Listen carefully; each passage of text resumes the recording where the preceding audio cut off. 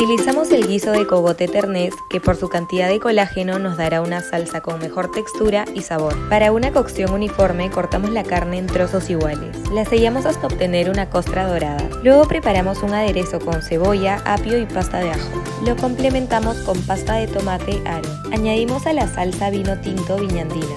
Juntamos todo en una olla y lo cocinamos por 1 hora. La carne tiene que estar tan suave que podamos cortarla con un tenedor. Colocamos la carne desmechada sobre la salsa licuada. Agregamos crema de leche y un poco de perejil picado. El espagueti aro selección es nuestro secretito. No se pega y viene fortificado con hierro. Cocinamos en agua con sal por 10 minutos. Los espagueti quedan al dente y no se pegan. Una vez terminado, mezclamos con la salsa y servimos con queso parmesano. Estos productos los encuentras solo en Macro.